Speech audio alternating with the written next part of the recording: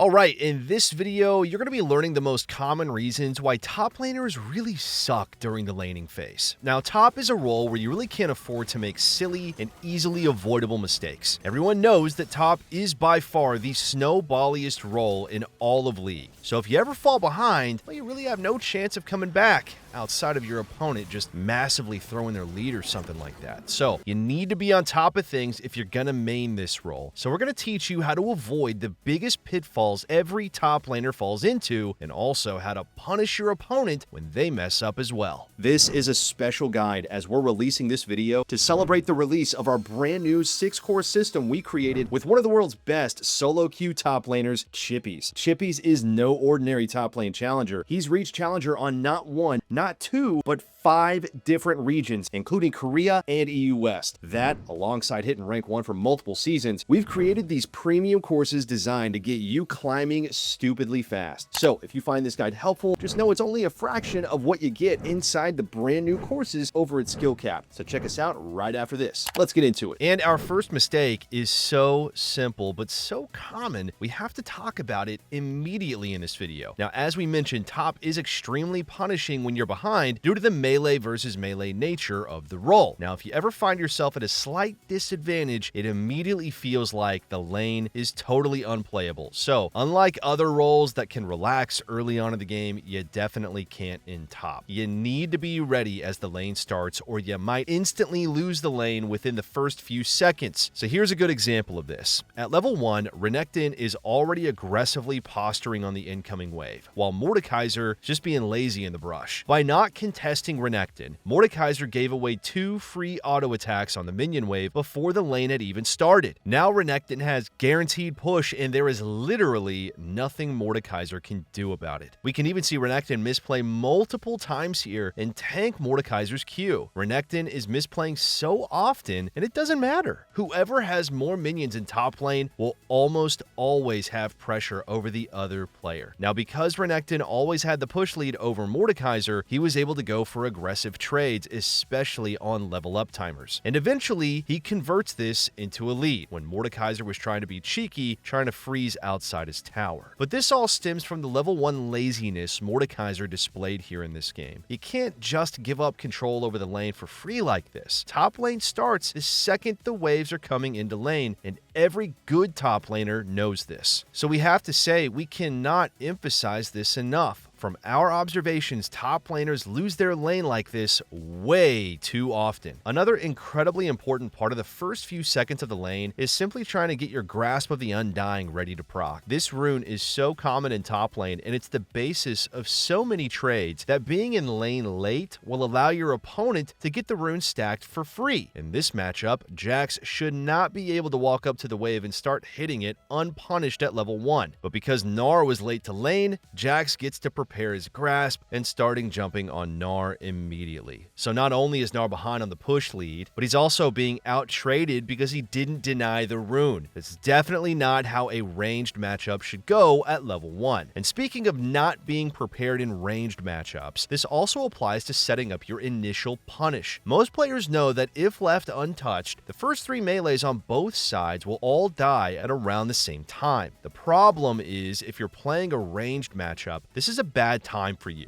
because the melee can walk up and last hit for free while you're also busy last hitting. So the appropriate thing to do is be in lane early and hitting the minions to desync them from dying at the same time. This way, you prevent that awkward moment from even happening, which allows you to harass your opponent more effectively. But like we said earlier, many top laners don't put enough emphasis on getting to lane early. As Nasus versus Teemo, you're expecting a ton of harass early on, but because Teemo is here late, all 3 melees are dying at the exact same time. This allows Nasus to start E, securing all the CS, harassing Teemo, and getting the push lead over him in a bad early matchup. It's definitely not how this lane should have started though. Now Teemo's playing catch up on the push, which allows Nasus to play this lane out fairly safely. Because Nasus has the push lead, Teemo can't harass, and he's missing a crucial timing window in this lane to shut down Nasus before he gets going. So as you've seen, lanes can go horribly wrong starting at the first second of the lane if you're not careful. But you might also be getting baited into bad lane states by advice that's meant for the other lanes and not yours. A really common saying for league coaching in general is that you should prioritize CS above all else. Everyone's always talking about farming this, farming that. You need 10 CS per minute. Always prioritize minions over kills, and so on and so forth. But what we found is that this advice is actually steering a lot of top laners the wrong way. Chippies explains why in the first chapter of our Essentials course. In most matchups that you play, especially the more volatile ones, trading is going to be significantly more important than last hitting. You'd be surprised how many students I've seen, pretty much every single one, who prioritizes farming at crucial moments where they could be punishing their opponent, or even worse, the opponent punishes them because they collected that 14 gold from the caster minion and took a really bad trade in response. Now you're in a situation where you might get solo killed, or you might bleed out more farm and XP than you would have lost if you just prioritize that trading. And most games that you play, if you have good trading, it's going to lead to much larger advantage than if you try to get 9 CS per minute, 10 CS per minute, anything like that in the early game, especially in the volatile matchups. This is a really important point to drive home because in other lanes, a poor trade might not be the end of the world. Even if you took some damage to secure last hits, you're probably playing a ranged champion and you're going to be able to stabilize the lane anyway, but top lane is usually an extremely volatile lane. If you're unable to fight your opponent anymore, you're going to get zoned off CS for the rest of the lane phase. And by the way, we're going to be discussing some topics in this video from our top lane essentials course, but if you want to become an infinitely better top laner, then you definitely need to watch the full thing over at SkillCap. If you're interested after the video, sign up using the discount link below. All right. So let's look at some examples of what we just learned here. Here we have Garen versus Yone. Now you know and I know that this matchup is pretty bad for Garen early on because Yone can space him out with Qs and Ws so easily. But let's watch what happens here. Garen actually made the mistake we just talked about in being late to the wave. Yone gets to auto it for free and now he has the guaranteed push lead. However, Yone ends up making a mistake with his Q. Notice the lane state now. Yone now has to last hit these two minions while his Q is on cooldown.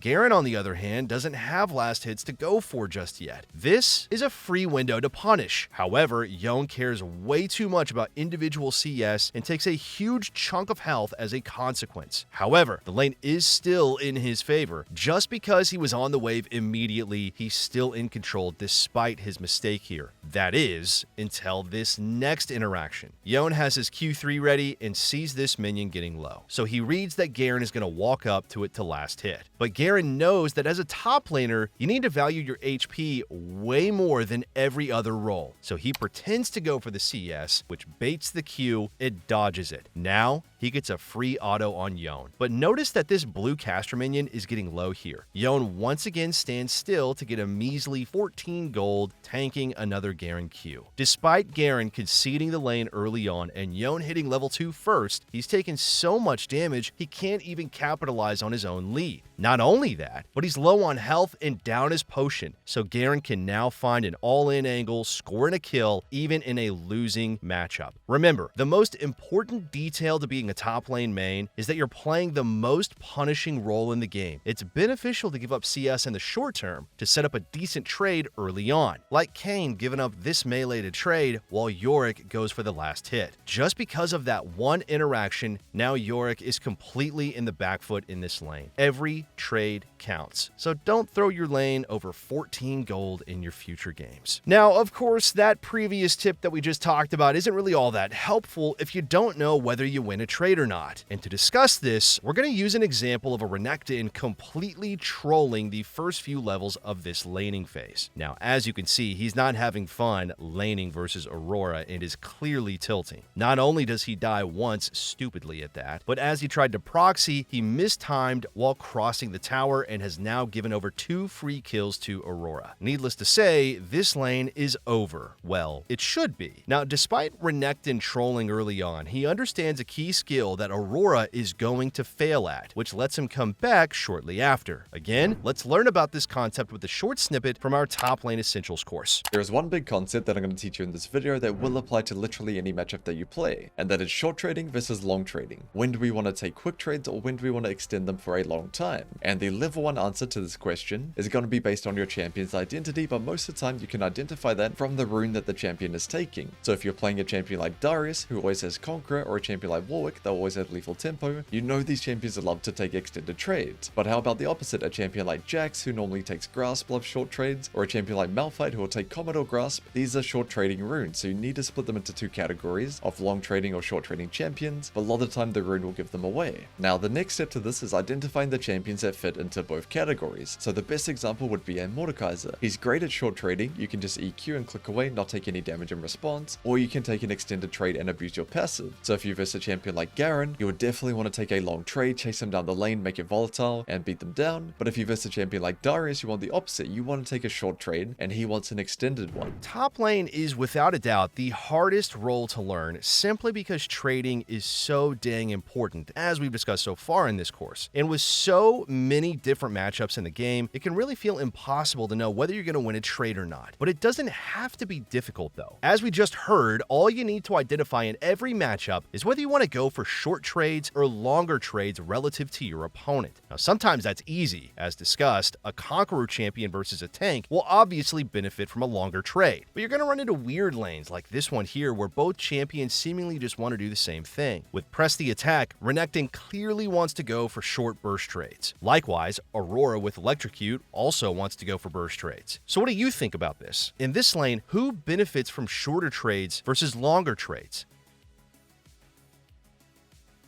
The answer is that Renekton is favored in shorter trades compared to Aurora, but how are you supposed to really know that? Well, if you can't figure out what to do from each champion's runes, think about what other things they may have in their kit. A big tell is whether a champion has sustain or not. Champions who could heal up after every trade are favored in the shorter fights. This is because they're going to simply just sustain back up after the fight, which is going to allow them to come out on top in the long run. Renekton definitely has a sustain advantage with Doran's shield and his Q's healing. Another key part of the champion's kit you want to think about is consistent damage. Typically, champions that have some sort of recurring damage source do tend to be favored in the longer trades. Aurora's passive may not seem like that much on paper, but she can reapply it constantly in an all-in, giving her some pretty decent DPS. We can see the dynamic that we're discussing early on in this lane phase here when Renekton messed up. Notice how Renekton does good burst, but when he tries to keep chasing, he runs out of damage and he runs out of mobility, which is when Aurora can start turning the fight around. This happened multiple times, which is how Renekton ended up losing in the first place. So having learned his lesson here, let's watch how Renekton plays this lane out this time. In this next trade, instead of overcommitting and going for a longer trade to proc his Press the Attack, Renekton falls back with his second E, happy with just a short trade. And we see the same thing a bit later on. Renekton goes for a short trade and doesn't commit again. And now that Aurora is low, he can just commit for a kill and the lane is immediately salvaged despite the horrendous start. We can see this short versus long trade dynamic very clearly the next time they interact as well. Renekton once again overforces a trade, and notice how Aurora comes out decisively ahead because it was an extended fight. But then she gives Renekton exactly what he's looking for again. She walks up and lets him go for a quick combo before Renekton ease away. And now she's so low that Renekton can just flash auto Q and score another kill. This is precisely what you should think about when you go into every single lane. Always ask yourself who's favored in the longer trades. If Aurora had asked herself that, she would have realized that she needs to look for fights that force Renekton to overcommit into her. So keeping a bit more distance and playing closer to her own tower would have definitely been ideal for her in this particular matchup. And she would have definitely known to avoid handshaking short trades like this one that seem good for her champion but are not the correct play in this specific matchup.